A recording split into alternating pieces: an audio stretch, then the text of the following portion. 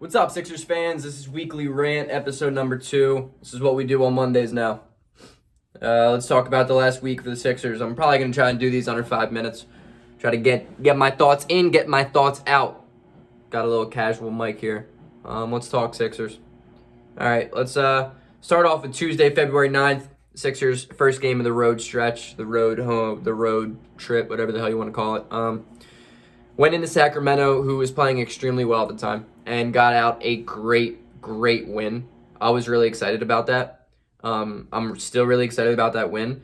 Sacramento is a team that matches up really well with Philadelphia. Embiid probably had his worst game in the last month, and he had 25 and 17. And I think what Embiid struggled with was not really his fault. I think what Sacramento does so well is they push the pace. They push that tempo like crazy. And the only way to take out, arguably the best player in the NBA this year is just by making him run up and down the court, back and forth, get up shots before he can even get down there, and just keep the tempo at a really high level. And that's exactly what Sacramento did. And Philadelphia runs too. So it's not like we avoid transition. And though I love running in transition because Ben Simmons is arguably one of the best transition players in the NBA, there needs to be a time where Philadelphia understands to slow it down and run a half-court offense and run it through Embiid. And we did a little bit of that, but we didn't really do it enough. But it was a really good win, really good win. We ended up winning by 8 on the road against a team that is good, like scary good. I think Sacramento is a playoff team out west. De'Aaron Fox is having an all-star type season. Hashtag vote De'Aaron Fox in for the all-star game. Buddy Hield hit 5 threes in the first half. There was just a lot going right for Sacramento, and the fact that we pulled out with a win was huge. Right after that, Thursday, we had a day break. We went to Portland, and we played Portland.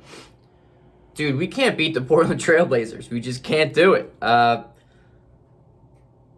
lot of that wasn't really our fault.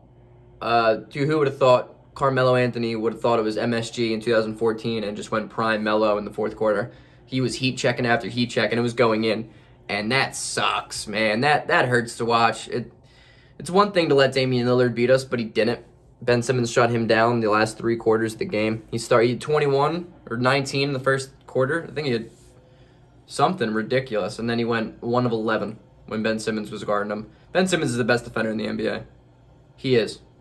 The Defensive Player of the Year award tends to go to big guys because it's just kind of, one, that's how it's been. History has been that way. And 2, that's kind of just how the story goes. It's like, all right, big men are the defenders. You can't win without a good interior defender. And that is true. But at the same time, like, Rudy Gobert is a great defender, don't get me wrong, but he can't guard point guards the way Ben Simmons can. He can't guard 2 guards. He can't even guard small forwards the way Ben Simmons can. Ben Simmons can guard 1 to 5. Better than anybody else in the NBA. He's the most versatile defender of this past couple of years. Ben Simmons is really talented on the defensive end, and he shut down Damian Lillard. He did. Dame did not have a good game. It was Carmelo that beat us. Gary Trent had a big shot at the end of the game.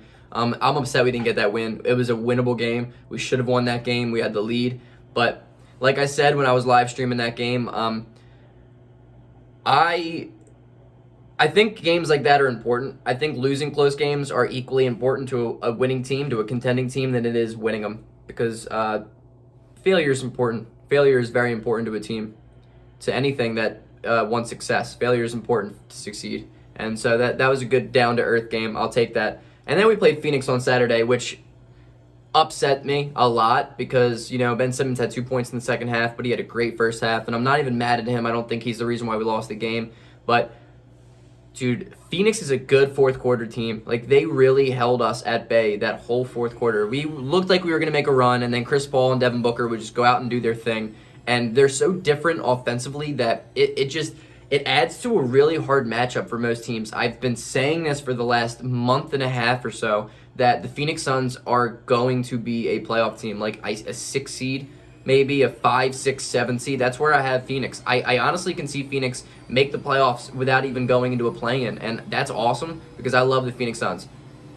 Hopefully you can't hear my washer and dryer right now because it is loud as hell. Probably going to go over a little bit 5 minutes too, but Phoenix is a tough team to beat, but I'm upset we lost that. But I think if I've seen anything the last two games is the fact that this team's not the same team without Shake Milton. Shake Milton is the X factor. Shake Milton brings so much to this team, and I've been saying that for so long, and now the fact that he's out, it shows. It really, really shows how vital he is to this team. Philadelphia needs a backup playmaker. We need probably a stretch four. I think there are guys available I've mentioned in videos before.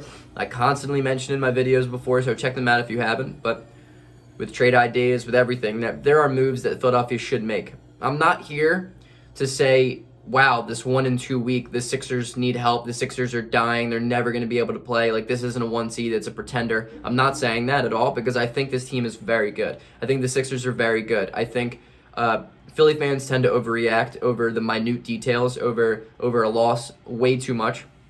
And I'm not going to sit here and do that because personally I'm not really hating the past week. Though we went 1-2, it could have easily been 2-1, and Phoenix just played really well. Phoenix just had a really good game.